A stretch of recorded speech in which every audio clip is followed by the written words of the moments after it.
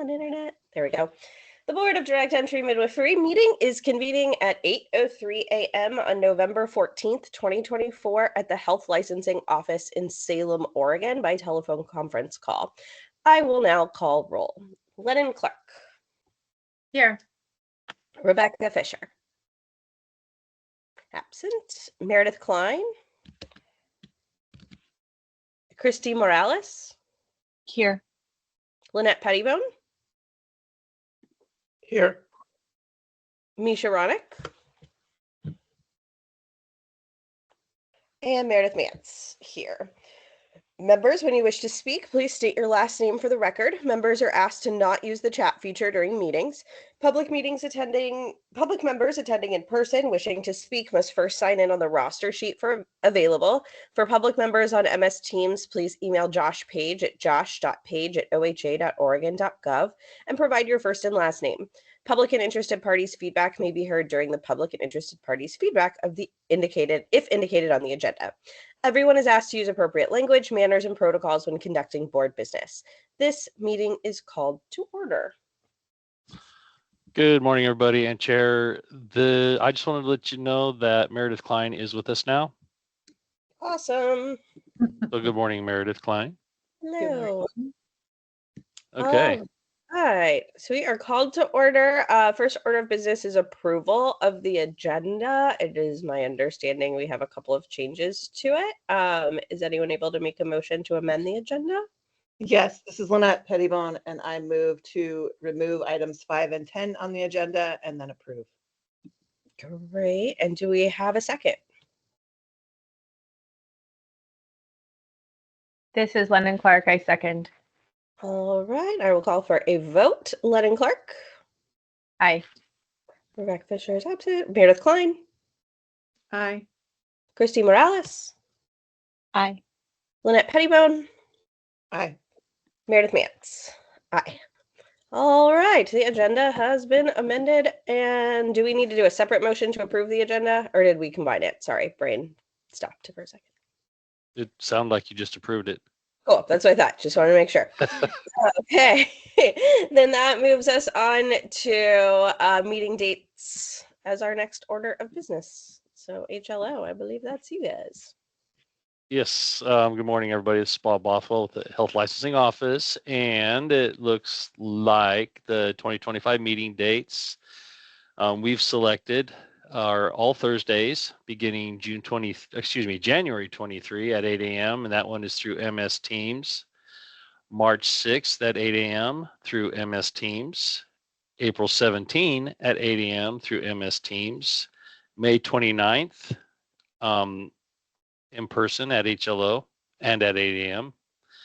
and July 10 at 8 a.m. through MS Teams, August 21 at 8 a.m. through MS Teams, and October 23, 8 a.m. through MS Teams. This is when I had emailed HLO about the in-person meeting because that's really early to get to Salem on May 29th. I was wondering if we could either do that through MS Teams or make it later in the day.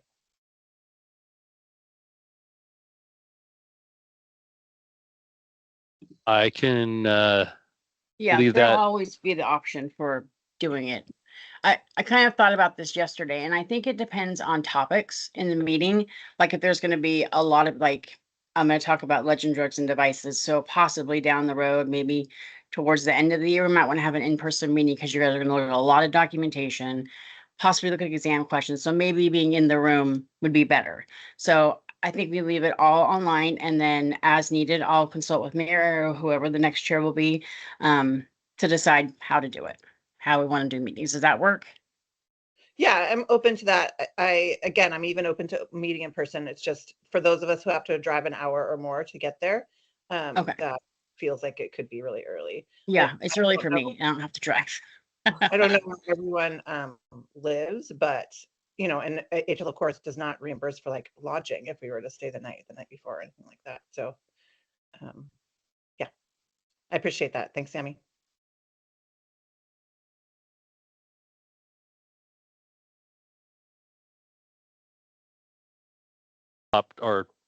to move this through and then we can amend it later on, or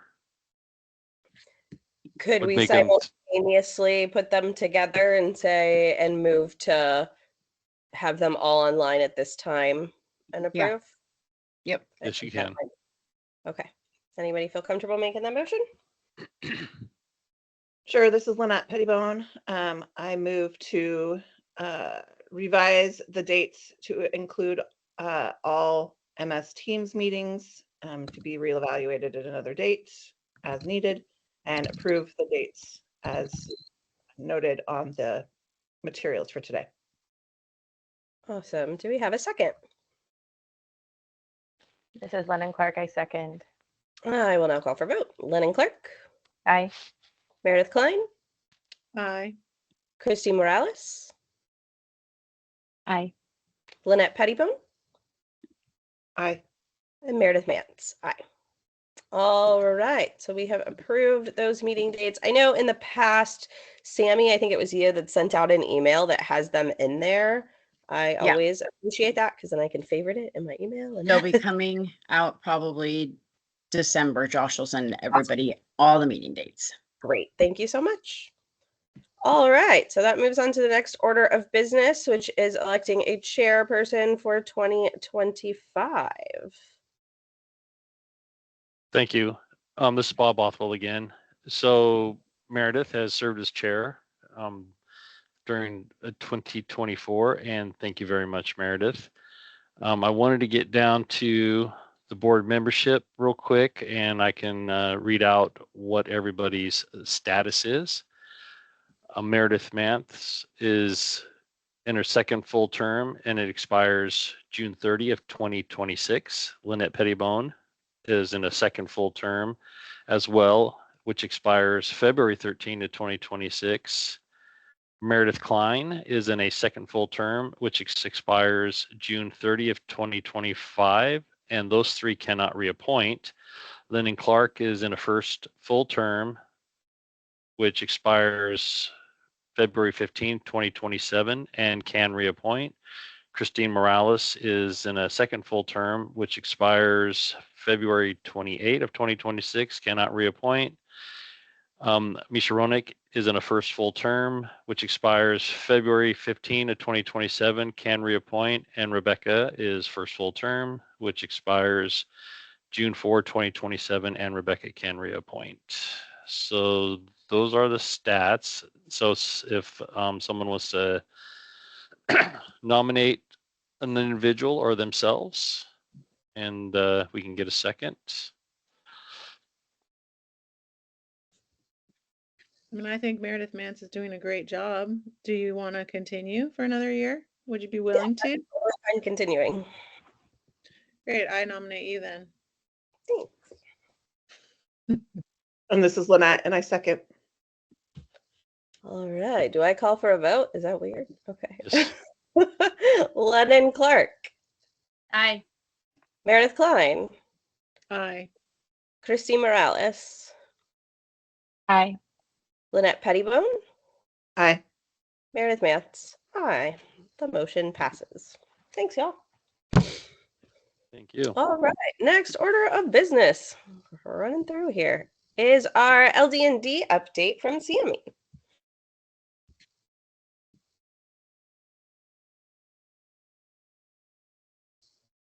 And this is moving on to item I'm here. 3. I'm here. Oh, you're Just trying to get about the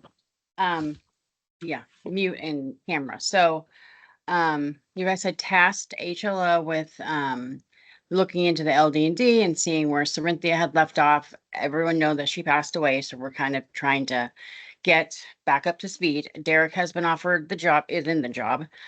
So he has to get up to speed. But I did have a little information about kind of where they landed at the end with Brandon and Sarinthia, and then Holly Scholas, who serves as a subject matter expert and was on the committee. So they did 12 meetings, 6 were subject matter expert meetings and 6 were committee meetings. They did the competencies that are really in depth. I think it's like 147 pages about pharmacology, administration of medication, shock, treatment of shock, intravenous therapy and suturing. And so it's very much, competency based. So It's not like do this many and do this many. It's really learning from the practice. And then they have a written exam written with 129 questions. Of those questions, 61-ish will be mandatory. Everybody will get those 61 questions. And the plan is to have that on work day, so it would be at home. And then they also developed a skills exam that would go through the administration of medication, IV therapy, and suturing. So all of that's kind of done generally. Now it's trying to implement it. So I met with Holly Scholas, me, Bob, and Derek met with Holly and kind of came up with a game plan. And then I met with Meredith and she kind of agreed with the game plan. So in January, what we're going to do is we're going to bring you the competencies, just the general format of the exam, both exams, and have you look at them and say, are we on the right track? Is this where you want us to go? And then once you guys give us the green light, then my plan is this. So January, we'll do that. So we'll want to set out a couple hours in January to do that. Then, and at the same time, we'll go ahead and approve a rule schedule, get that just going, started, because I don't know how many RAC meetings we're going to have because I'm going to have a combined RAC and qualifications committee to look at everything. So I'm thinking 2, maybe 3. It just kind of depends. So anyway, kind of going forward, in July, my plan is that you would approve the proposed rules. We'd do public comment from August 1st to the 28th, have a hearing. You guys would adopt rules in October. And then I think we could implement by January 1st. I mean, it's kind of a big program to implement when you're talking about we need people to teach it and we have to get the word out. And, I'm assuming we're gonna have to do some training on this is kind of what a proctor should do. I don't really know, to be quite honest with you. So I'm thinking January 1, but it could be a little longer depending on what it takes to get everybody comfortable and up and running. But that's what I'm thinking. So Any this thoughts? is, and I guess I have a couple questions and some thoughts, and it's possible I missed a meeting in which it was discussed. I don't miss very many, but I do miss some occasionally. This is a very different direction than we currently have in rule, right? We currently have a class that's required, but no competency-based testing. And like Sammy said, implementing competency-based testing is a pretty significant endeavor. And so I was just wondering if that was discussed amongst the board and we made a decision together to do that. It was my understanding this is before us when this ball started rolling. Like it's pretty old. Like this is something that had been discussed, and then there was a meeting or a committee that was formed that Yeah. No, I was here when that all happened. I didn't think, and I've that never was the direction. discussed that. I knew that we were revising the curriculum or revising the competencies, the standards, but I didn't realize we were moving to a test instead of a requirement to take a class in legend dogs and Oh, It was my understanding that was like the plan that we had wanted, because we were trying to remove some of the barriers where people can like for crossover for people that have had licenses in other states and things like that can come in and take a competency and not have to track down this like 40-hour class.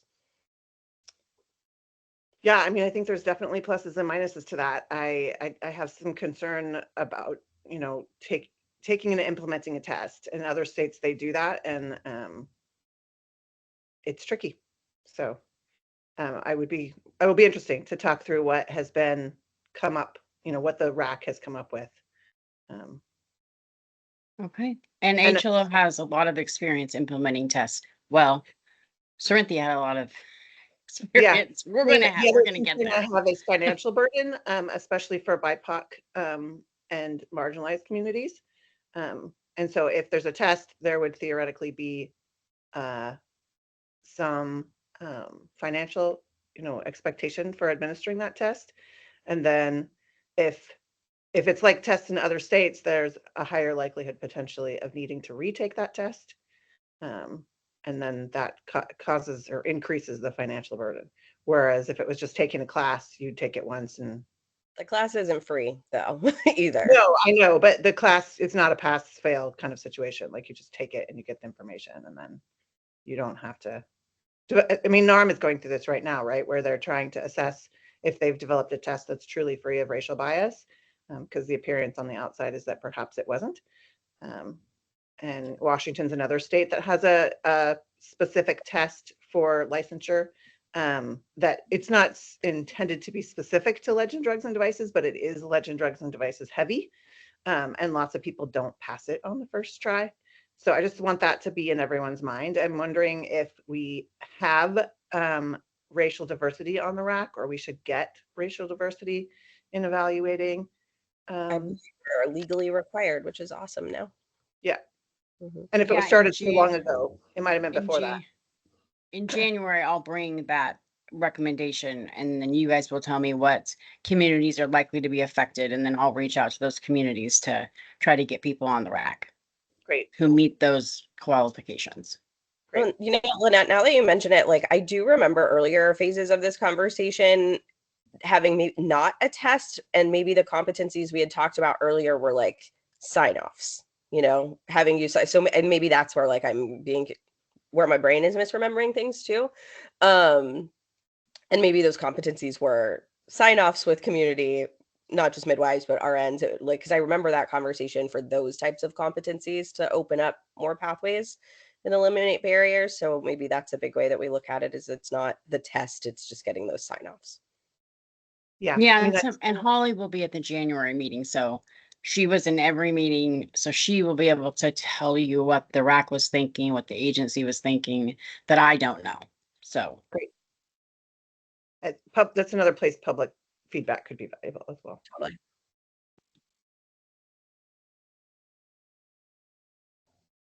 okay, more to come then. All right, so that moves us to the director's report. Okay, so I've covered the board membership. I do want to point out, like I do every meeting, there are some required trainings that are in the materials that we receive, actually that you receive from HLO. Those are hot links, and they'll take you directly to the training. If they don't work, please email us and let us know, and we can make sure those links get fixed. The next slide, if you're following along, is slide 21, which is licenses issued. I think I've covered how the state runs on fiscal years. So I'll just not recap that. Yeah, so in in quarter two of fiscal year 25, we've issued 1 license. And licenses renewed in quarter 1, there was 19, and quarter 2, there was 7. Licenses by age and gender, you can see that the vast majority identify as female. Licenses by county is slide 24. And again, I think we periodically mention that these are the counties of where a licensee resides, not necessarily where they work. And you can see Multnomah County sticks way out there. Licensing trend, these are averages. So 102 licenses, 102.5 for quarter 2 of fiscal year 2025. And slide 26 are the financials for this board. The beginning cash balance was $454,577 in the red. Revenues that have come in fiscal year 2025 or so far 15,875. Expenditures are 32,182 with the net operations of 16,307, leaving us in any cash balance of $470,884 in the red.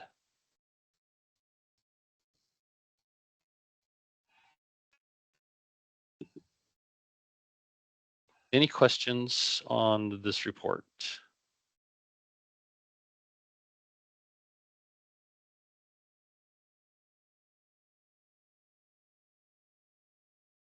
Okay, moving on to the regulatory report. Trampus, good morning. Good morning. Hello, everybody. I'm Trampus Shuck. I'm here to talk about the regulatory report. I'm the interim regulatory manager. As you can see, we have 3 biennium still on this report, and as you can see, it's 22 open cases still, and then down below you can see the 3 biennium all added up to we actually received 76. So that's a lot for this board. Just so some context, that 2021 biennium is probably closer to the norm. The last couple of biennium, we've been hit with quite a few cases that we've had to process and get through, and I think that things have been going pretty as smoothly as they could, considering the number of cases we've gotten through.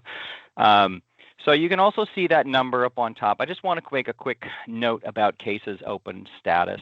The 22 cases that are open, that does reflect, that number probably is a little bit high if you were to compare what is actually being worked by an investigator. Some of those cases in that group are still a kind of an administrative process before they are actually officially closed. So cases in the open status can mean anywhere from being, we just got it and we're waiting to have the board review it to decide whether or not it moves forward in an investigation. It could be that it's being investigated. It could be that it's actually been completed and it's waiting for some other review of the board or review from or some other administrative action before it's officially closed. So that number is actually a little bit lower if you were to think of, oh, it's an open case being worked. And then the closed cases are also a little bit of explanation, because all closed cases doesn't mean we will never have to see or deal with them again. Closed cases can sometimes mean that there's been a notice or there's been a hearing request or in some kind of other situation where we're trying to put a final conclusion on it. So those we have to make a delineation somewhere, and the place that we've made them obviously needs a little explanation. So that's kind of the open and closed status over there. The complaints by type, those are kind of somewhat self-explanatory, things that are licensing concerns, things that are services provided. Services provided are generally situations, where there's a practice standard that's been potentially violated, versus licensing concern is, there's a problem with somebody's license. Kind of a large number there on the 2023. We don't have very many of those, but we had 10 into the 2023 biennium, which is, again, a little unusual. And then complaints by type. You can see this gives you a little bit of a picture of the type of where these complaints are coming from. No anonymous for this group, which is it would be kind of hard, but usually there's somebody that's willing to attach their name to a complaint. So in this group, we've had none of those. Client by clients, only 5 were by clients, and 71 of the 76 were other.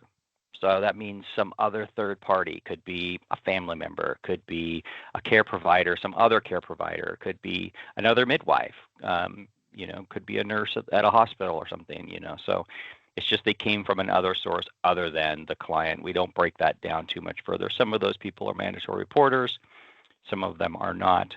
That doesn't also break down in this number. So, but that is the regulatory report. Does anybody have any questions about the regulatory report or anything on there? No? Okay. This is Lennon Clark. I just have yes. a quick question. I'm relatively new to the board, and I don't recall the biennium breakdown of time. So like the 2025 number, does that include all of 2024, and then it'll include all of 2025? Yeah, so the bienniums start on basically July 1st, and they start on July 1st of an odd year. So that's the 2021, 2023, 2025. The 2025 is the end. So we are right in the middle, or just a little bit more than halfway through the 2025 biennium. So you can see, for example, in the entire 2021 biennium, we had 14 complaints come in. That's a 2-year period. The 2023 biennium was also a full 2-year period. We had 35 come in. right now we still have about 8 months left, or 9 months left, something like that, and we're at 27 now. So you can see that there was a bump in the number of complaints the last few years. But yeah, so to answer your question, we're right in the middle of it. It started on July 1st, 2023. Here we are in November of 2024. We've still got another 9 months left in that biennium, that 2025 biennium.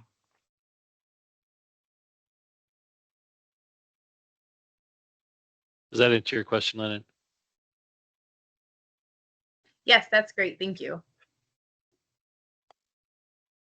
Any other questions for Trampus? Thanks for helping us work through those All right. cases. I know it's a bigger load this year. All right. Okay, so I believe that takes us to public interested parties feedback. And I know we at least have one public comment today. So at this time, the Board of Direct Entry Midwifery will hear public and interested parties feedback. Members of the public, this meeting is being held by MS Teams video conference and is being recorded. The recording will be posted to the internet for public viewing. Please be sure to mute your microphone and unmute only when you have been recognized. Once recognized, please state your name and affiliation to the board for the record. All right. And I know that we were contacted in advance to have a public comment from Emilia Smith. So we can start there. Emilia, are you here? I am here. Good morning, everyone. Good morning. I'm Emilia Smith. I'm the Executive Director of the Oregon Midwifery Council, and I'm a community midwife in the Portland area. And I'm here on behalf of the Oregon Midwifery Council's leadership, the Advocacy Council. I have three questions or topics to ask y'all about. And they're related to that information in that regulatory report that we just heard. So it's perfect follow-up. The first one is, we are curious about how OMC can communicate to you, the board, about a practice or a midwife that we are currently concerned about. We're looking for some really clear guidance on how to share the level of concern that we have about a particular practice or midwife without undermining any ongoing investigations. And these concerns stem from ongoing multi-year processes on OMC's part, with concerns that may impact public safety. So that's my first big question. Do you want to hear them all, or do you want to? How do you want me to proceed? Yeah, well, let's hear all of them, please. Okay. The second one is that we understand that there's currently a really high number of complaints, and we're curious if the board can share with us in some way the geographical information about where these complaints are coming from, so that our quality improvement program can target these areas specifically by increasing our efforts to improve hospital transfer relationships, because we know a lot of complaints come from hospital providers, and sometimes these complaints are, founded on true concern around care, and sometimes it's really about relationship. And a lot of the work that OMC does in quality improvement is improving transfer relationships. So if we knew if there were very specific areas in the state where lots of complaints were coming from, that would give us some guidance in that area. And then the third thing is, again, kind of addressing the high volume of complaints. We know that this very high volume of complaints has led to a backlog in the processing of them. And we're wondering if there's any way, or curious about how they could be sorted to prioritize safety concerns, or for the investigative process to move through kind of those unwarranted or frivolous complaints a little faster. Is there a way to look for clusters of complaints against a practice or a specific midwife? This kind of circles back to my first question, but so that the midwives who seem to be complained about frequently can become priority for investigation and action. We just have concern about how long it's taking to address complaints and the potential impact it's having on safety in the community birth setting. This is Lynette, and I'm happy to comment on most of those if anyone. Great. Thanks, Lynette. I think the only way for OMC to express concern is by filing a complaint. if anyone has any other ideas, feel free to jump in. But I think that's the only way really for anyone to bring a particular midwife or midwife practice to the attention of the board in a way that's meaningful. You know, if you talk to one of the board members, that doesn't really help us bring it in front of the board for discussion. So the best way to do that is by filing a complaint. In terms of geographical area, I think I would address that through the membership. Generally speaking, midwives know pretty early on in the process if there's been a complaint filed. And I would encourage OMC to encourage midwives to share that, because I don't think the board can share that information. I think that we're bound to confidentiality and really can't share any information about cases other than this very high level overview that's been shared in the report. Again, sorry, I just wanted to see if there's someone from HLO who could comment on that, because I agree it would be super helpful to have that information for quality improvement and transfer. And is it not allowed? Is that, I just would love HLO to confirm that. Hi, this is Bob Bothwell. So with regards to the question, I would have to, I'm going to commit to, yeah, we can, or no, we can't. We don't know if necessarily we have the information in our database, and we would work through DOJ to make sure we're not violating any confidentiality with that. So there's two answers to it. I don't know if we can or cannot. And then I don't know if we have the information in the database once we receive the intake, the complaint, and do the intake, where the individual complaint is coming from, or but we would have the definite location of where a midwife resides, as you saw on a previous slide of the county. Yeah, even like I was going to say at the county level would be useful. Is the regulatory report available to, you were all looking at it during the meeting. We're not seeing what you're looking at on your screens while you're going through it. Is that information available to the public? Yeah, it's on the website. Okay. Yeah. I'm sorry, I didn't mean to cut you off, Lynette. No, I just think that typically that's the agenda is one of the things that Sammy sends out when she sends out the notice of meeting to all the licensees. Yeah, I think it's there. Yeah, it's usually materials. Okay. Great. Oh yeah, here it is. I see it. To address the backlog, it's actually way better than it has been in the past, just so you know. I feel like that's my role, or one of my roles. That was one of the reasons I wanted to join the board, was to help push that forward. And they can attest that I've been doing that. And so it's definitely better. I appreciate that. The holdup right now, and we haven't gotten to that part of our meeting yet, so I can't confirm, but historically the holdup has been actually subject matter experts. Right now, I think we have 2, maybe, and having more subject matter experts or subject matter experts with less responsibilities elsewhere, where that can move through the cases more quickly, is usually the challenge. It's not usually like the investigators, although they're also juggling lots of work. I think that typically that's where the holdup is. And so that would be an area that OMC could recruit some subject matter experts that could help. Yeah. Yes. The process. Great. And I just wanted to acknowledge that, a lot of the discussions about prioritization happen in executive session. So I know it feels mysterious, and that is hard, and it's to protect the confidentiality of complainants or complaintees.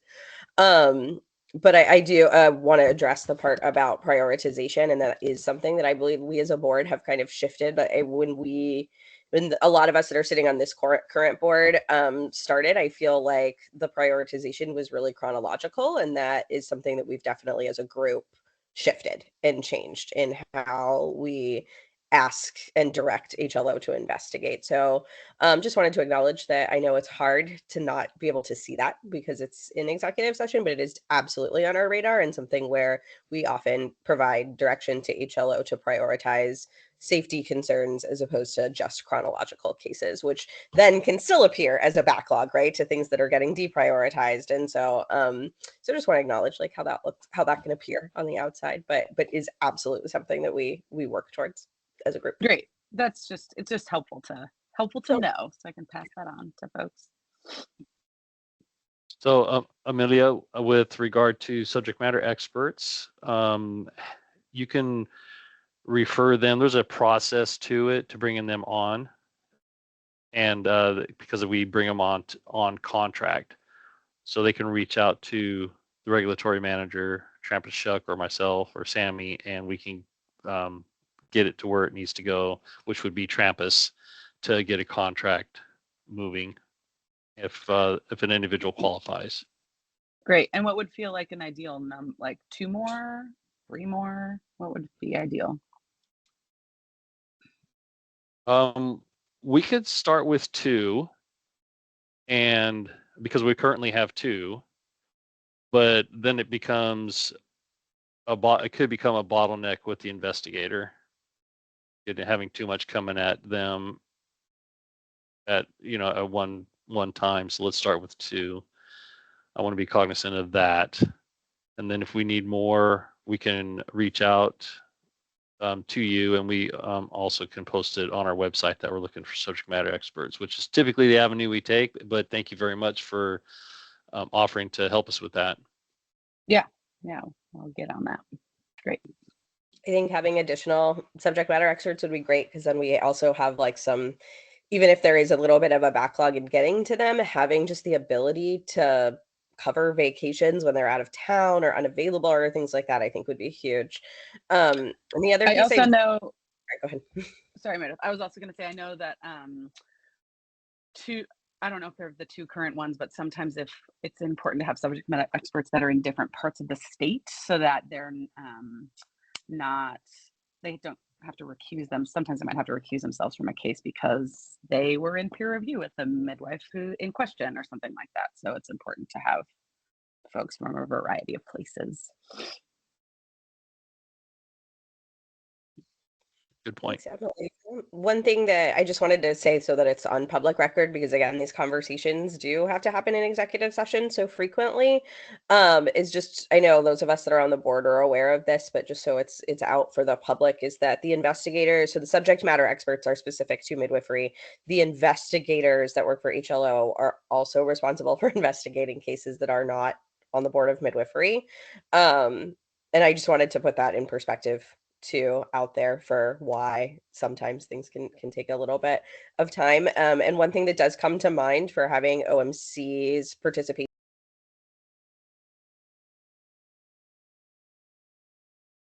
in this early, having membership really communicate with OMC if they know that there is a complaint, because then OMC on your end as a professional organization can help encourage them to get those records in to move things forward so that we can help move along and not have to like sit and wait for months for things to come to fruition, which often happens. We're all busy and midwives are very busy, and I think sometimes if a complaint happens we can freeze and be worried to continue, when really being able to have the advocacy of OMC to help when there are complaints, but also helping push things forward, I think can help with that backlog and that perception of kind of how long that takes too. Just little things Meredith, like this is Emily. That's really helpful. And if there are other things that the board wants to share with me that I can share directly with the membership, or when I often do know when someone has had a complaint filed against them because they reach out, and if those things that I can encourage to help move the process along as swiftly as possible are good to know. So we can be helpful in that way in the process. And so I just want to clarify, just confirm that the only way that OMC could express concern about a particular midwife or practice, it would be to file a complaint. Correct.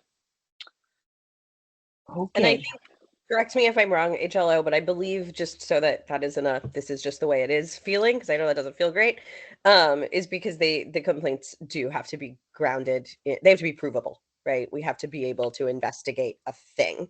Sure. And so that I think that's why that is the way that it is. It's to make sure that due process for midwives exists. Yeah, and it makes total sense. As you all might imagine, it is not a place that OMC wants to like be in as the organization that's advocating for and supporting community midwives in the state. So it's kind of a big lift, a big thing to consider, but appreciate the info. Thanks, Emilia. We appreciate the comment and the questions as well. All right. Do we have any other public comment today? I am seeing a raised hand from Andrea Keating. Is it okay if we proceed with that? Sure. Hi, Andrea.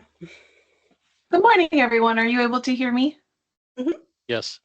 Good morning. My name is Andrea Keating, and I am a CPM LDM attending this meeting representing the Oregon Midwifery Council as the president. And I am making a comment regarding the Legend Drugs and Devices plan. We recently had an advocacy council meeting and discussed that the state might be moving in a direction of teaching the course. So at that time of our meeting, we did not have knowledge of this potential direction of the competency exam. So that's new information for us. But our advocacy council agreed that should there be a formal ask for assistance in developing a course or in finding instructors or in being the holder of the course and coordinating and facilitating teaching it over the state, OMC has several members willing to form a subcommittee and move forward with that. So it sounds like there's more logistics at hand and maybe planning that's going to happen, but our organization is ready and willing to participate should that continue to be a desire and a need.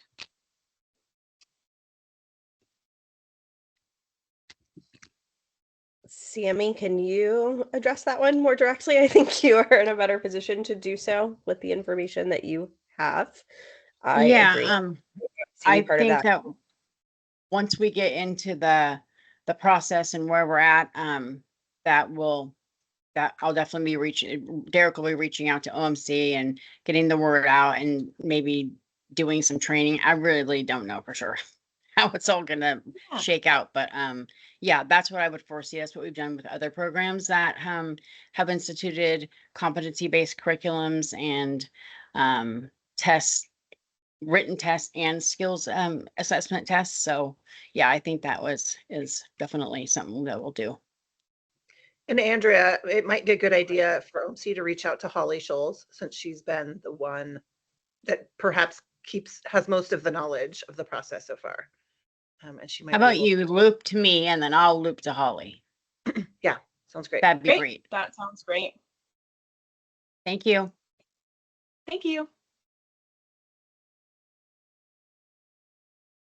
Muted. Sorry, still muted. Thank you, Andrea. Is there anyone else with public comment today?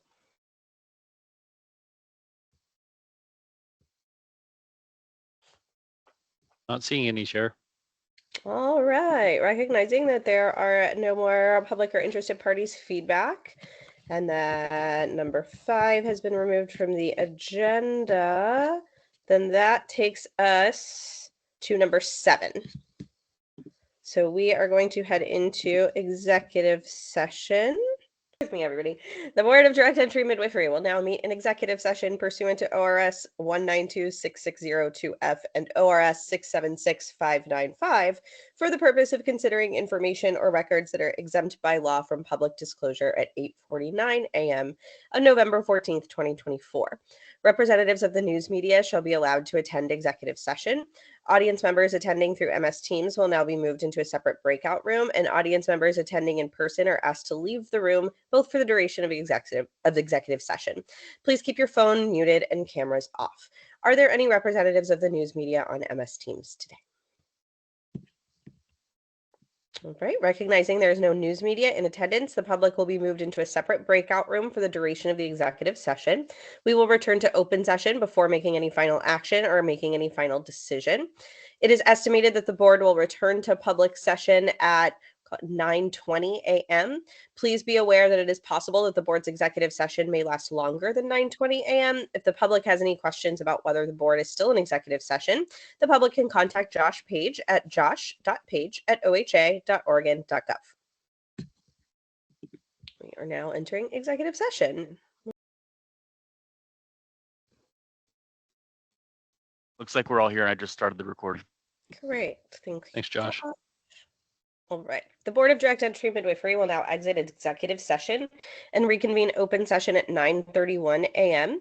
No final decisions were made and no votes were taken in executive session. The public will be moved back from the breakout room and representatives of the media may once again report all board discussions and actions.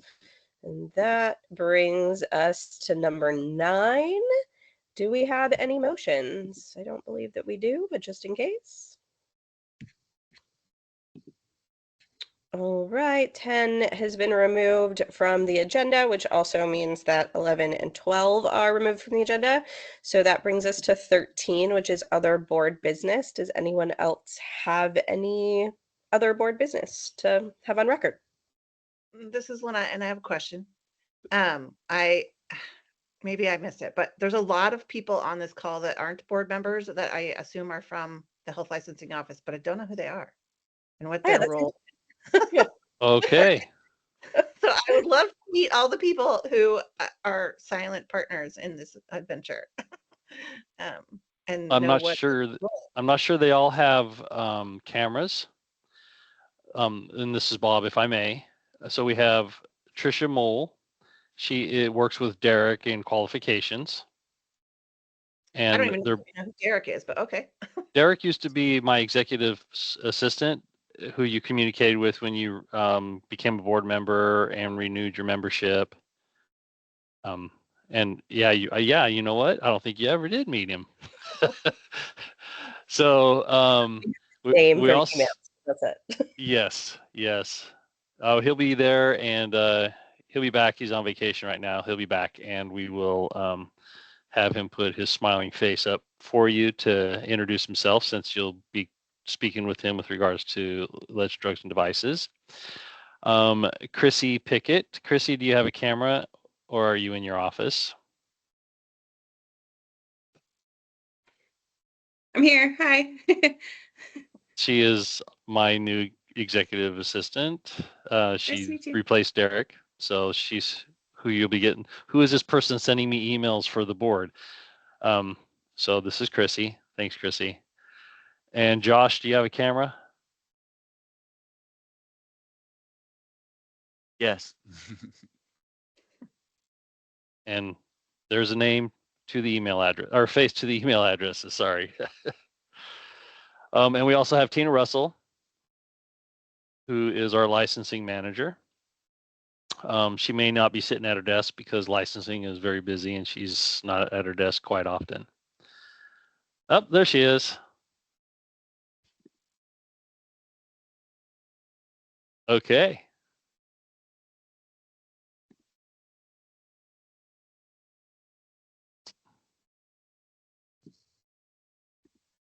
Did I lose everybody? Awkward silence. What about Callie? Sorry? What role does Callie play? Callie Zink? Oh, is she on there? There she is. Callie is our forms, and she wears a lot of hats within the office. She used to do HR, so she's kind of our oracle. We go to her, there she is, and ask her questions on historical events. Thanks for explaining that. We know there's a lot of work behind the scenes at HLO or HLA, but we just want to, it's nice to know who's lurking. Thank you for that. I had one thing for other board business. Does anybody else have anything else before? I just wanted to circle back around to the comment from Emilia and the request about geographical breakdowns, because I think we had kind of talked about it generally, but wanted to maybe offer like formal direction to HLO to look into the legality of that. Because I agree that, sitting with it and thinking about it, our job is quality improvement. And that would allow us to collaborate with OMC on quality improvement in another way. So just wanted to give some formal direction to HLO to see if we can look into the legality and logistics of having part of the regulatory report also include a geographic breakdown. And if the answer is no, the answer is no, but at least we can look into it. Okay.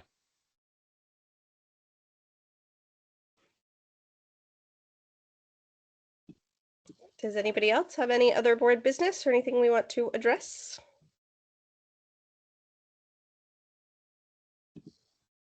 All right, not hearing anything, which means we have reached the end of our agenda. We do not have a December meeting ever. For those that are new, as long as I've been on the board, there's never been a December meeting. So we will be reconvening in January. I think that's it. So the Board of Direct Entry Midwifery meeting is adjourned at 9:36 a.m. Thanks, everybody. Thank you, everybody. Thank you.